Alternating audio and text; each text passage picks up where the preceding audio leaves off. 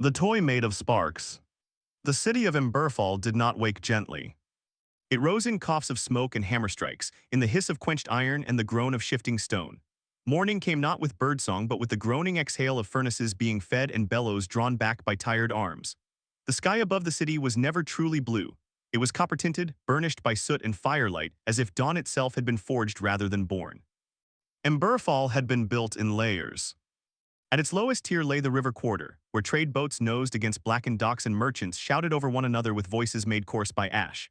Above that sprawled the craft districts, stone and timber workshops wedged shoulder to shoulder, roofs patched with tin and slate, chimneys leaning at uncertain angles. And above even that, carved directly into the cliff face that loomed like a slumbering titan, were the Aurelian terraces. That was where the dragons lived. Not the wild, untamed beasts of children's tales, but an ancient, organized, and watchful people whose wings cast shadows over the city at dusk. Their dwellings were not built but carved, vast caverns shaped from basalt and obsidian, polished smooth by heat and time. Golden lanterns burned along the cliffside, glowing like distant stars when night fell. Humans lived below. Dragons above. They traded, they negotiated, they coexisted. But they did not truly mix. In the craft district, on a narrow street that curved like a bent nail between a baker's kiln and a long-abandoned apothecary, stood a workshop with a crooked wooden sign swinging from a rusted bracket. The sign bore faded lettering. Vale repairs all things mended. The paint had once been bright blue, now it was more memory than color. Inside, the air smelled of oil and cedar shavings. Light filtered down through a narrow skylight, its glass permanently stained amber from smoke drifting overhead. Shelves bowed under the weight of broken objects waiting their turn, cracked lantern housings, snapped sword hilts, dented helmets, fractured clockwork mechanisms whose gears had forgotten how to turn. Taran Vale stood at his workbench beneath that skylight, sleeves rolled past scarred forearms, head bent in concentration. He was not old, though his hands looked older than the rest of him. A thin white scar cut across his knuckles, and another traced his wrist where a misfired spring had once bitten deep. His hair was dark, tied loosely at the nape of his neck to keep it from falling into his eyes. He held a small brass music box in one hand, turning it gently. The lid had broken clean off its hinge. Inside, the cylinder was intact, but the comb teeth were bent, silencing the melody it once carried. "Easy now," Taran murmured, not to the box but to himself. He set it down, selected a fine tool from his array, and began coaxing each tiny metal tooth back into alignment. It was delicate work. Impatience would snap them entirely. He had learned patience the hard way. The bell above his door jingled faintly as someone passed outside but did not enter. Taran did not look up. His world narrowed easily when he worked, noise dimmed, time thinned. He finished adjusting the last tooth and tested the mechanism. He wound the key gently. The cylinder turned. A thin, hesitant note emerged, then another. The melody faltered at first, then steadied, filling the small shop with a soft lullaby that had likely soothed someone's child once upon a time. Taran allowed himself the smallest smile. Nothing grand, nothing heroic. Just something broken, made whole again. He closed the lid carefully and set the music box aside, marking it complete on a scrap of parchment pinned to the wall. There were always more things to mend. A cracked shield leaned against the back wall, a miner's helmet awaited a replacement clasp, a lantern housing needed resealing. And beneath his bench, wrapped in cloth, lay something he had been restoring for weeks, a pocket chronometer so intricate it might as well have been a universe in miniature. He liked that about broken things. They held stories. The bell chimed again. This time it did not fade. It trembled once, twice, as though someone very small had pushed it. Taran glanced toward the door. It creaked inward slowly. At first he saw only the hem of a cloak, slate gray, woven from material that shimmered faintly as if it caught light differently than wool ever could. The figure stepped inside.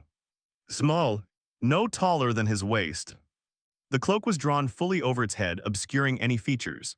It moved with careful steps, almost hesitant, and the door swung shut behind it with a soft click. Taran set his tool down. "Good morning," he said gently. He had learned long ago that tone mattered more than words. People who brought broken things were often embarrassed, frustrated, sometimes even ashamed. A craftsman's voice could either deepen that shame or ease it. The figure approached the counter. Up close, Taran noticed something odd. The cloak did not brush the floor quite right.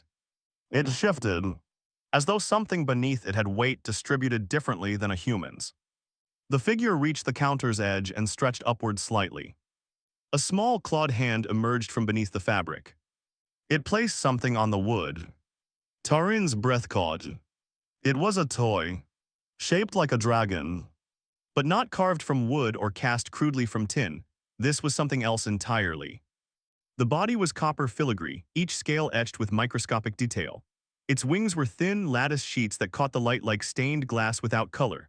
Along its sides ran exposed gears, tiny, precise, perfectly aligned. At its center, nestled within the chest cavity, sat a crystal no larger than a thumbnail. That crystal was cracked straight down the middle. One wing hung loose, snapped at its hinge. The winding key was missing entirely, leaving only a small hollow socket where it should have been. The toy lay still. Silent. Dead. Taran looked up slowly. The hood shifted. Two luminous golden eyes stared back at him. They were not the amber of sunlight through smoke. Not the brown of river mud. They were molten. Alive. A small snout emerged beneath the hood. Fine scales, pale gold, caught the light. Two tiny horns curved gently backward from the creature's head. It was a dragon hatchling. Very young. Very small. Perhaps only weeks from the egg, if that. Taran did not move. His heart hammered once heavy in his chest. He had seen dragons often, massive shapes gliding overhead, elders attending trade councils, armored sentinels patrolling the cliffside paths. But he had never stood this close to one so young. The hatchling made a small sound. A chirp. Soft trembling. It nudged the broken toy slightly closer to him. The gesture was unmistakable. Help. Taran exhaled slowly, careful not to startle it. Well, he said softly, lowering himself onto his stool so he would not loom over the small creature. Let's see what we have. The hatchling's claws gripped the counter's edge. Its tail flicked once, nervous energy barely contained. Taran lifted the toy carefully. It was warm. Faintly so. The cracked crystal hummed beneath his fingertips, a weak, irregular vibration like a fatting heartbeat. This is no ordinary trinket, he murmured. The hatchling's eyes followed every movement. Taran rotated the toy gently, examining the damage. The wing hinge had sheared cleanly, the joint pin was gone entirely, that would require fabrication. The key was missing, likely lost. But the crystal, he frowned.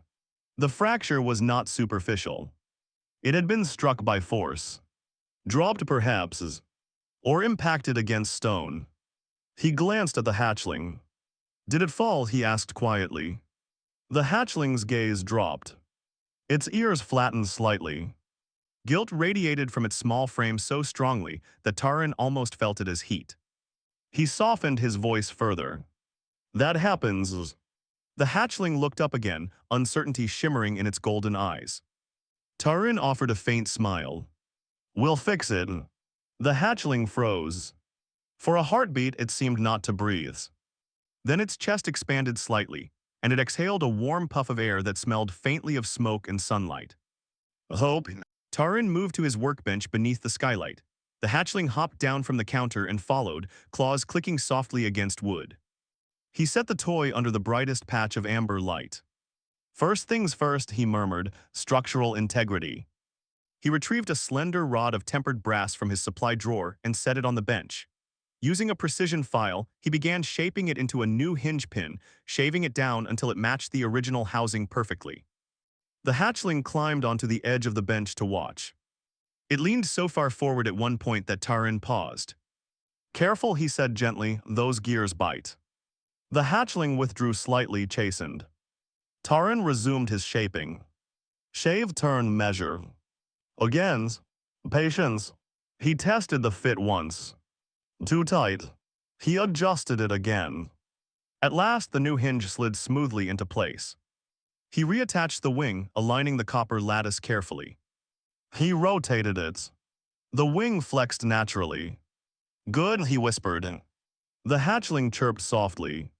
Next, the key. He selected a sliver of steel and heated it gently over a small oil flame until it softened enough to shape. Using fine pliers, he bent it into a spiral that mirrored the internal gear ratio. He etched shallow ridges along its stem for grip. When he inserted it into the socket, it fit with a satisfying click. One piece left. The crystal. He lifted it carefully. The crack split it nearly in two, though it still held together. Inside, faint threads of light flickered like dying embers. This was not human craftsmanship. This was dragon-made. The magic within it was old and refined. Taran closed his eyes briefly. He had worked with enchanted objects before, lantern cores, minor protective charms, once even a fractured compass that always pointed toward something its owner refused to name. But this was different. This felt alive.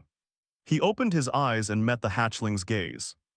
"I cannot replace this," he said quietly, "but I can try to stabilize it."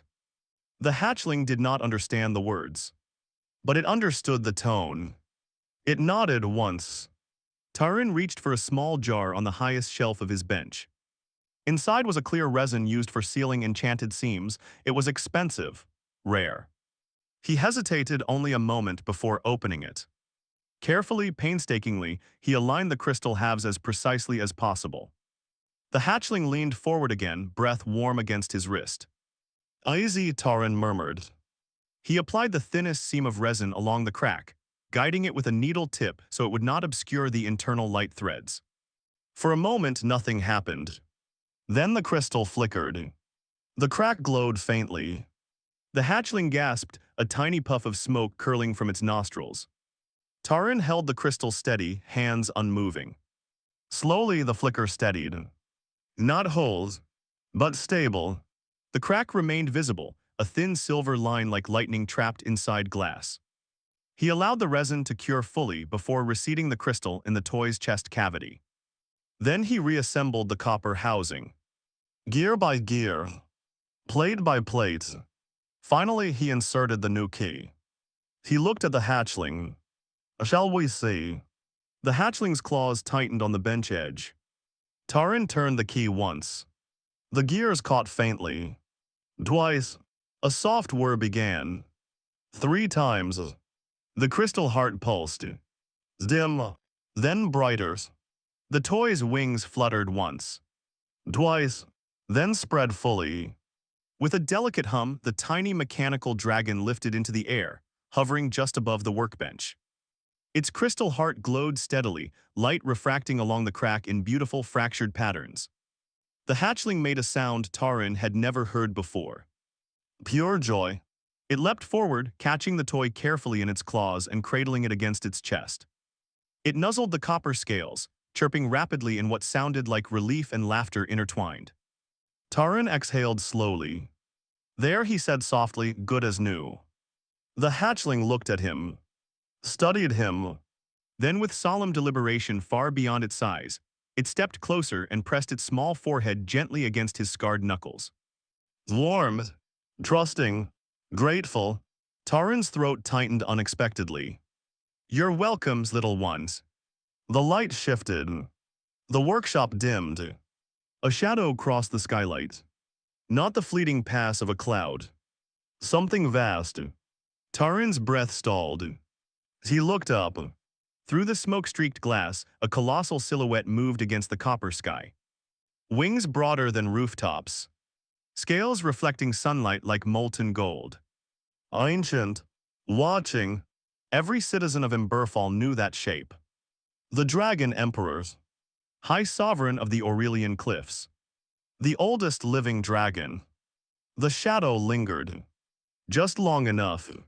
Then it passed. The light returned, though somehow it felt different now. Heavier. Measured. Taran swallowed slowly. The hatchling did not seem frightened. It simply clutched its restored toy and looked toward the skylight. Then back at Taran's. And chirped softly. As if to say, he saw. And far above Emberfall, upon a throne carved into living stone, ancient golden eyes did not close. They remained fixed on the small workshop below. On scarred human hands. On a mended fracture left visible. On kindness given without bargain. The Dragon Emperor had witnessed wars that reshaped mountains. Treaties sealed in flame. Betrayals etched in blood. He had seen humans grasp for power and dragons hoard it. But rarely, had he seen a human repair something fragile without asking for coin, favor, or advantage in return. And in that small act, beneath a stained glass skylight in a crooked workshop, something far older than trade shifted. A crack long present between two peoples had not vanished. But it had been touched, stabilized, given the chance to endure. And the Emperor watched. He did not blink. He did not forget. Because sometimes the smallest spark is the one that changes everything. The weight of golden eyes. The shadow did not leave Taran's thoughts. It lingered like heat trapped in stone after sunset. For 3 days following the hatchling's visit, life in Emberfall continued as it always had. Hammers struck anvils, barges groaned against dock pilings, merchants argued with theatrical outrage, smoke rolled across rooftops and drifted upward toward the cliffside terraces. But Taran felt watched. Not in the skittish way of someone fearing ambush. In the deliberate way of someone being measured. He did not speak of it. Who would he tell? That the Dragon Emperor himself had cast a shadow across his roof. Such a claim would invite laughter at best and suspicion at worst. So he worked. He repaired a guard's shield whose rim had split under strain. He replaced the glass housing of a lantern shattered during a drunken tavern brawl. He rebalanced a merchant's scales so they weighed truthfully again. And at dusk, when he stepped outside to empty the day's scrap filings into the communal bin, he found his gaze lifting instinctively to the cliffs. Sometimes he glimpsed movement high above, vast shapes gliding between the carved terraces. Golden, patient, watching. On the fourth morning, the bell above his door rang again. Not a hesitant tremor this time. A firm, deliberate chime. Taran looked up from the brass hinge he was filing. The door opened wide enough to let in the full amber wash of morning light. The hatchling stood there, uncloaked. Its scales caught the light like pale sunrise, each one edged faintly in white gold. The small horns at its crown curved back elegantly. Its wings, still too small for true flight, were folded neatly against its sides. Behind it stood 2 dragons. Full-grown. Their presence filled the doorway entirely. Their scales were deeper gold, edged with crimson. Armor of darkened steel and interlocking leather straps wrapped their chests and shoulders. Their eyes were sharp and assessing, not curious like the hatchling. Sentinels. Taran set down his tool carefully and rose. "Good morning," he said evenly. His pulse had quickened, but he refused to show it. The hatchling trotted forward without hesitation and hopped onto the counter. It set the repaired toy dragon down with ceremonial care. Then it turned the winding key. 1 rotation. 2, 3. The tiny mechanical dragon sprang to life, wings fluttering with a precise metallic hum. Its crystal heart glowed steadily, the visible seam refracting light like a captured bolt of lightning. The hatchling chirped proudly. One of the sentinels stepped closer, lowering its massive head. Its eyes narrowed as it inspected the toy. "It functions," the sentinel rumbled, voice deep enough to vibrate the shelves. "Yes," Taran replied. The sentinel's gaze shifted to him. "You repaired royal property." There was no accusation in the tone. Only fact. Taran inclined his head slightly. "It was broken." The hatchling puffed its chest in approval. The second sentinel stepped forward now. "The Emperor requests your presence." The words settled heavily in the small shop. Taran's heartbeat stuttered once. Humans were summoned to the Aurelian terraces only for formal negotiations, or for judgment. He glanced at the hatchling. It met his gaze with bright eagerness, not fear. The toy dragon landed gently back in its claws. The hatchling gestured toward the door. Taran removed his apron slowly and hung it on its peg. He locked his workshop without comment. If this was to be judgment, he would face it with steady hands. The climb to the terraces was long and steep.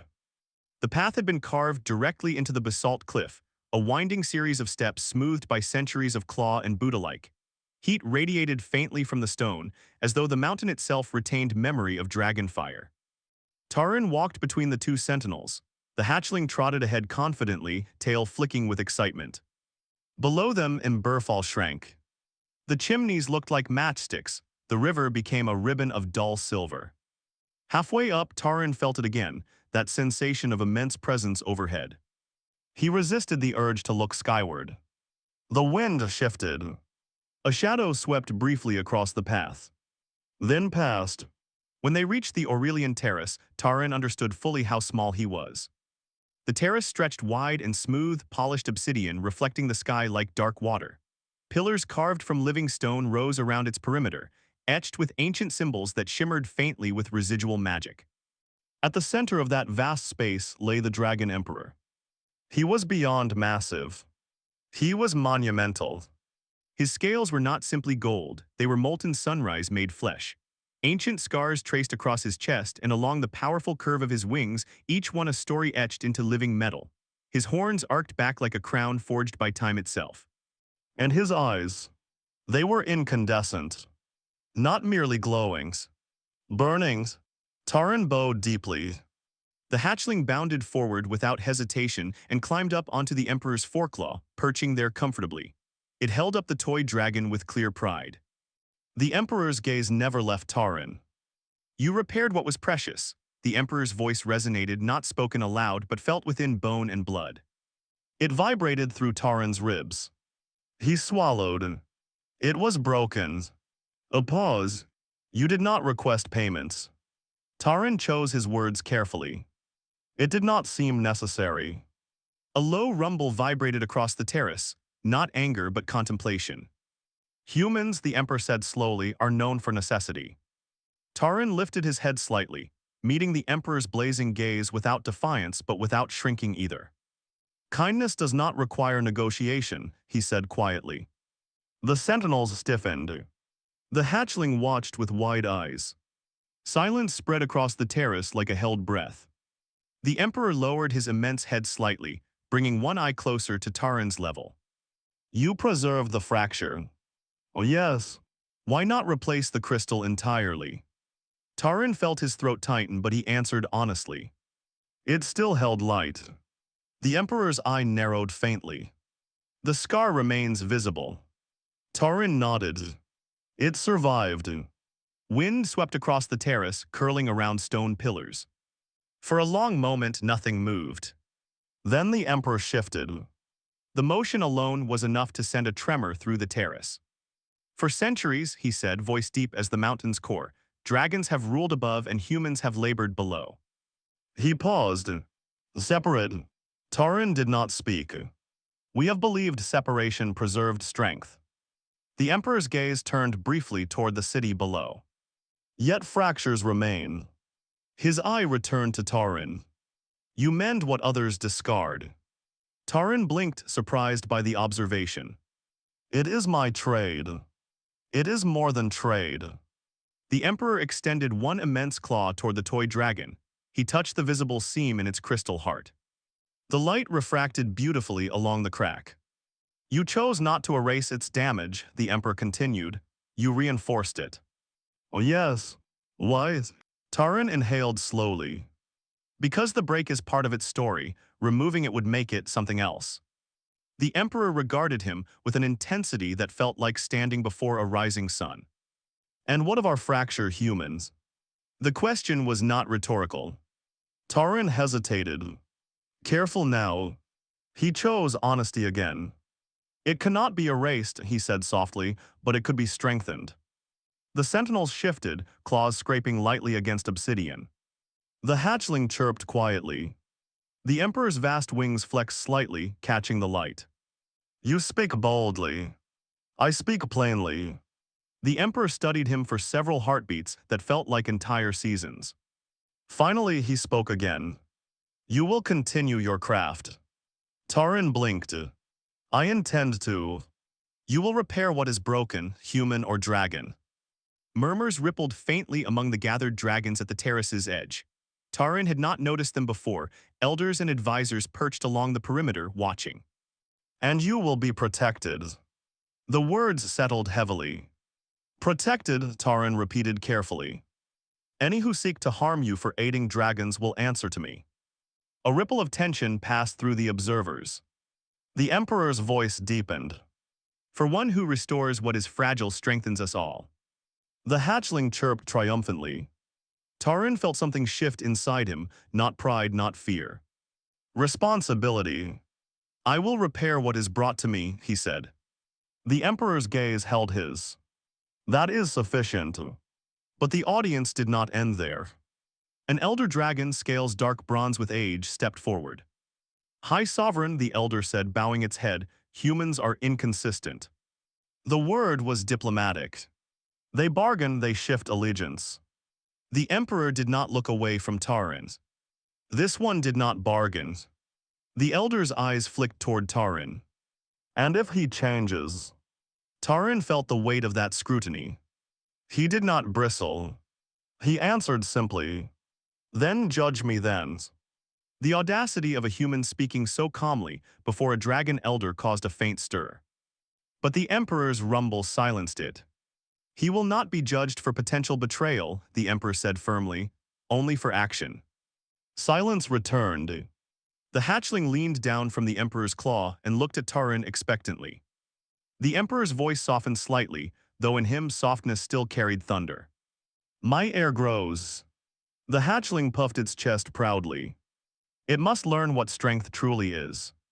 Taran felt understanding settle slowly. This was a lesson, he murmured.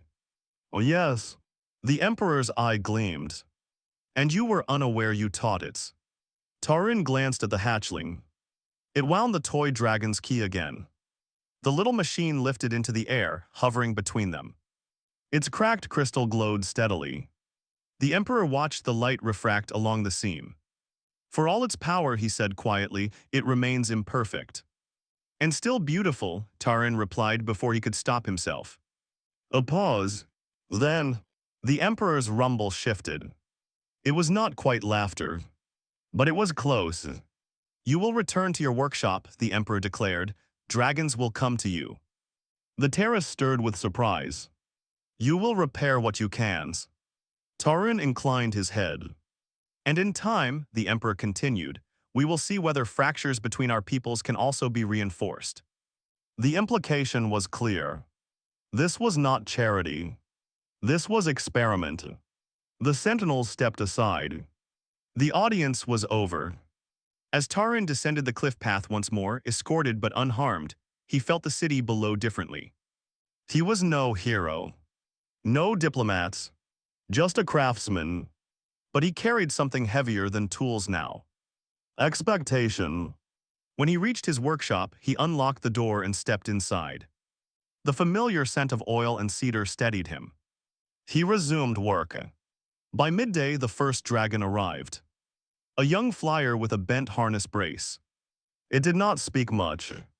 It simply set the damaged metal piece on his counter. Taran examined it. Sit, he said, gesturing toward a reinforced bench he had built for larger clients. The dragon hesitated, then obeyed. As Taran worked, word began to spread, not in whispers of scandal but in murmurs of curiosity. A human had been summoned to the Aurelian terrace. He had returned. Alive. Protected. The next day, 2 dragons arrived. Then 3. Lantern cores. Wing braces. Cracked talon guards. Taran repaired them all. He did not overcharge.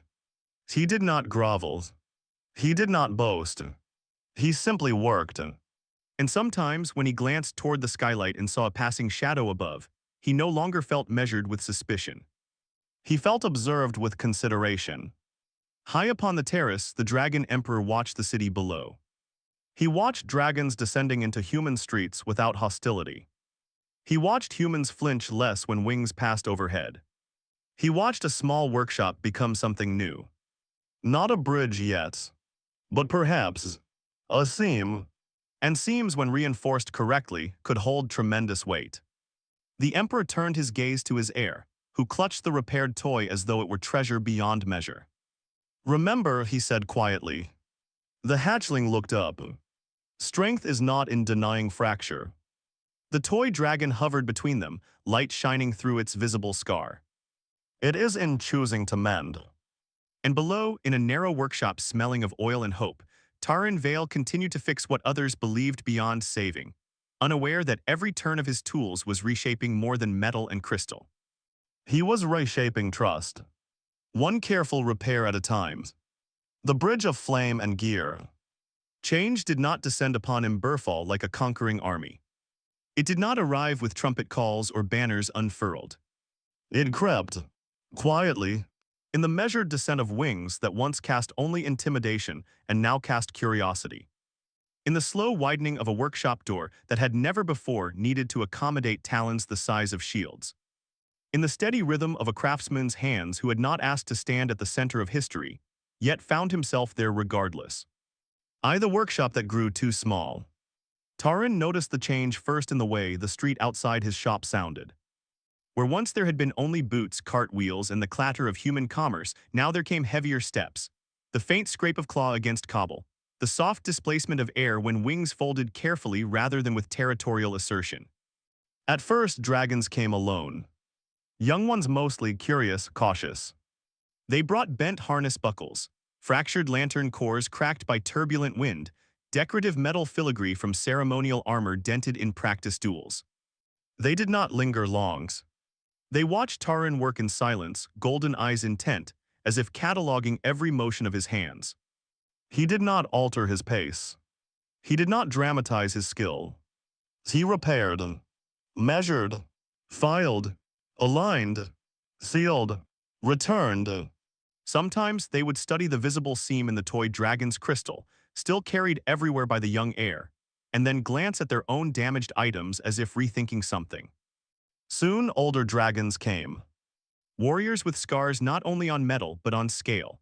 Elders whose wing membranes bore fine tears that could not be fully healed by dragonfire alone. Scholars with fractured crystal tablets that stored centuries of memory. Taran's workshop groaned under the increased traffic. He reinforced the doorframe. He widened the entry by removing one interior wall. He replaced his modest bench with a broader table carved from reclaimed oak beams, so that even a dragon talon could rest upon it without splintering wood. Human neighbors watched from their thresholds with wary expressions. Some whispered, some frowned, a few shook their heads, but none dared interfere. The Emperor's protection was not loudly announced, but it was known. High above, massive golden wings often traced silent arcs across the sky. The message was clear. This human was under imperial regard. Resistance in ash. Not all welcomed the shift. Fear like rust does not vanish overnight. One evening, as the sun bled copper across rooftops, Taran returned from delivering a repaired lantern to find a small group gathered outside his workshop. Human faces. Hard. Concerned. A former city guard named Brevin stood at the front, arms crossed. "You're drawing them down here," Brevin said without preamble. Taran unlocked his door calmly. "They were already here," he replied, "just higher." "That's different, is it?" Brevin's jaw tightened. "They burned half the eastern quarter 30 years ago." Taran met his gaze. "And humans burned their roosts when we feared their expansion." Brevin's silence was not agreement, but it was not denial either. "History doesn't cool quickly," Brevin muttered. "No," Taran agreed, "but it can be tempered." Brevin glanced past him into the workshop, where a dragon scholar waited patiently beside the bench, talon resting gently on a cracked crystal tablet. "You trust them?" Brevin asked. Taran followed his gaze. "I trust what I can see." "And what do you see?" A cracked hinge, a damaged lantern, a scholar worried about losing records. Brevin exhaled through his nose. "And when they decide they don't need you anymore?" Taran considered that. "Then I'll go back to fixing music boxes." Brevin almost smiled. Almost. The group dispersed slowly. Fear did not vanish, but it loosened its grip. The Emperor descends. The shift from quiet change to public declaration came at dusk. Imberfall's central terrace, usually reserved for human markets and council gatherings, had never hosted a dragon of imperial magnitude. Until that night. The sky darkened not with storm but with presence. Golden wings eclipsed the sun. The dragon emperor descended without flame, without roar. He landed with deliberate grace, claws settling upon stone that trembled yet did not crack. Citizens froze mid-step. Merchants abandoned their stalls. Children clung to parents. Taran stepped from his workshop into the open square, heart steady but heavy. The Emperor's gaze swept across the gathered crowd. His voice did not shout. It resonated. Through stone. Through bones. Strength, he began, has long been mistaken for dominion. Silence gripped the square. We ruled from above, you labored below. We believed distance preserved peace. His wings shifted slightly, catching the fatting light. But fractures remained. He lifted one immense claw. Upon it stood the young heir. Wings stronger now. Eyes brighter. Clutched carefully between its talons. The tiny repaired toy. Gasps rippled through the human crowd. The crack in the crystal was visible even from below, refracting sunset light into fractured brilliance. A human restored what was dear to us, the Emperor continued, without bargain, without demand. His gaze found Taran. Not as an accusation. As acknowledgement. We have witnessed care that did not seek advantage. The Emperor lowered his claw slightly so the heir could release the toy. The mechanical dragon fluttered into the air, hovering above the square. Its crystal heart pulsed steadily. Let this stand, the Emperor declared as symbol. He turned his head slowly, addressing both dragon and human alike. A fracture need not mean failure. The toy's light shimmered across the Emperor's scales. It may instead mark survival. The heir stepped forward and chirped softly, a sound amplified gently by the Emperor's magic so all could hear its tone. Pride, affection, trust. The Emperor's wings spread wide. And so we declare trade shall expand, workshops shall be shared, craft shall not be divided by scale or skin. A murmur swept through both crowds, human and dragon alike. Those who repair shall be honored, he finished. His gaze returned briefly to Taran. Those who seek to harm what we are building will answer to me. The declaration was not threat. It was promise. The Emperor launched skyward, wings beating once, twice. The air lingered a moment longer, meeting Taran's eyes. Then followed. The square remained silent long after the sky cleared. And in that silence, something irreversible had begun. IV fire meets ingenuity. Joint workshops formed within months. At first, they were awkward affairs. Dragons struggled to maneuver tools sized for human hands.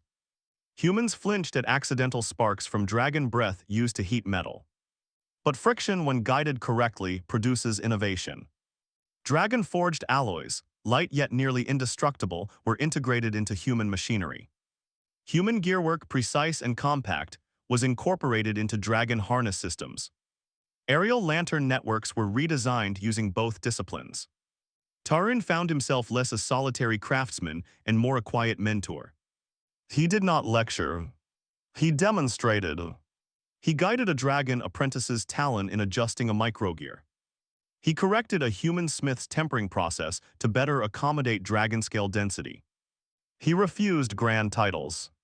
When offered coin beyond his asking, he returned the excess. When invited to formal banquets atop the terraces, he attended sparingly. He preferred his bench. The heir visited often. No longer small enough to fit easily on the counter, but still carrying the toy. Sometimes the crystal needed minor recalibration.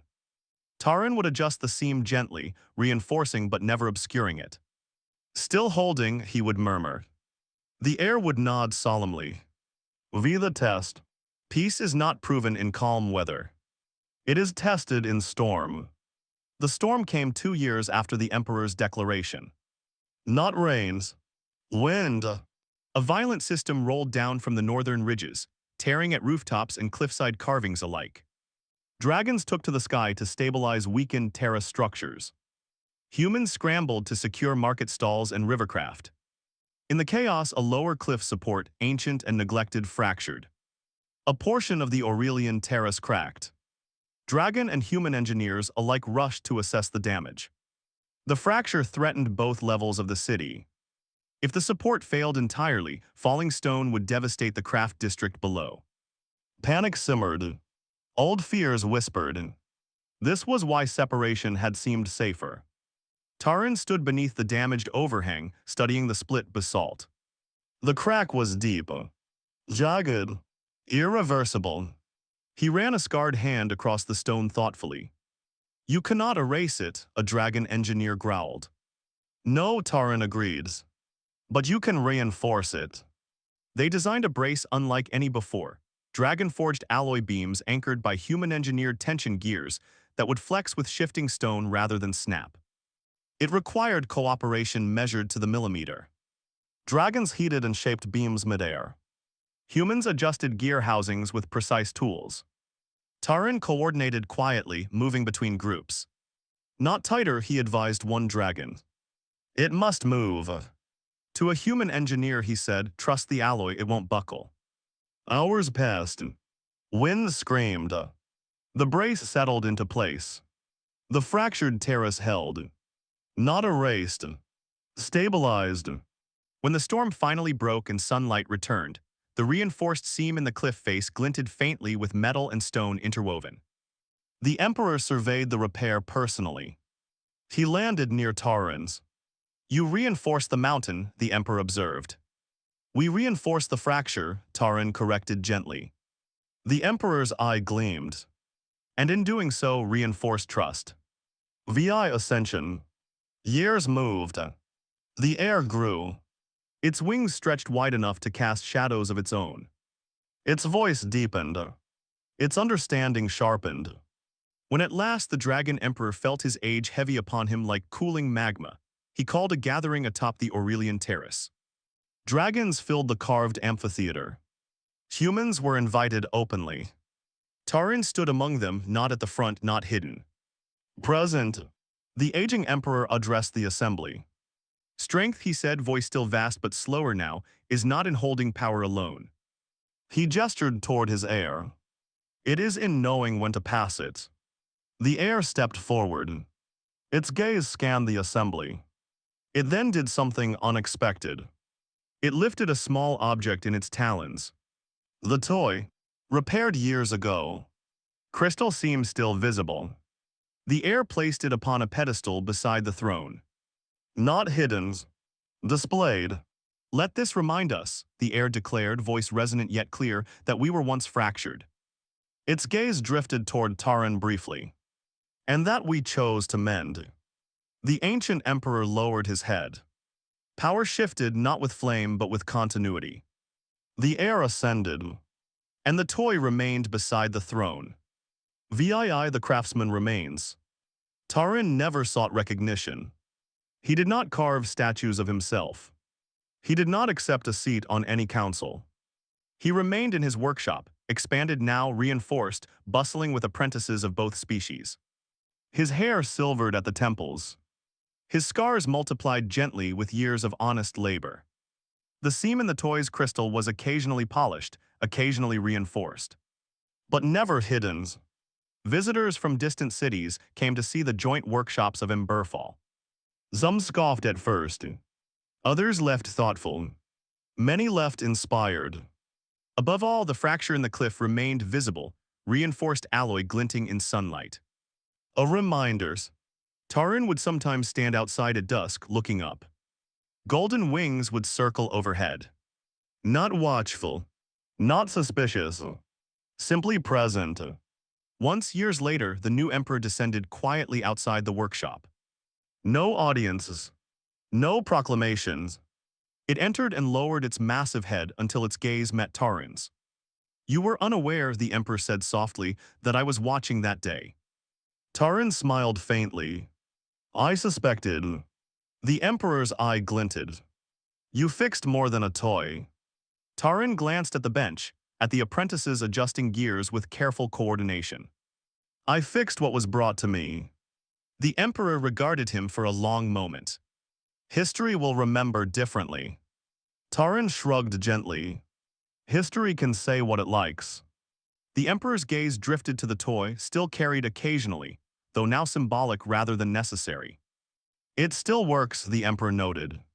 Taran nodded. It endured. Silence settled comfortably between them. Finally, the emperor turned to leave. At the doorway it paused. Thank you, it said, not as sovereign to subject, but as one being to another. Taran inclined his head. Bring it back if it ever falters. The Emperor's rumble this time was unmistakably laughter. It took to the sky, and the workshop bell jingled softly in the wind. VIII, the seam that holds. Time would eventually claim Taran Vale as it claims all mortals. But his workshop endured. His apprentices taught others. The Joint Craft Guild of Imberfall became known far beyond the copper skis of that city. And always upon the Aurelian terrace beside the throne of dragons, the tiny mechanical dragon remained displayed. Its crystal heart glowed steadily. Its seam visible. Its light refracting in beautiful fractured patterns. Children, human and dragon alike, would ask why the crack was not replaced. And the answer was always the same. Because it still works. And because somewhere in Imberfall's history, a craftsman chose not to erase a fracture, but to strengthen it. Empires are often remembered for conquest, for war, for towering monuments and roaring declarations. But sometimes, the true turning point comes quietly. In a small workshop, under a smoke-stained skylight, where scarred hands choose to mend, and golden eyes choose to see. And a bridge of flame and gear is built, not in a single moment, but in every careful repair thereafter.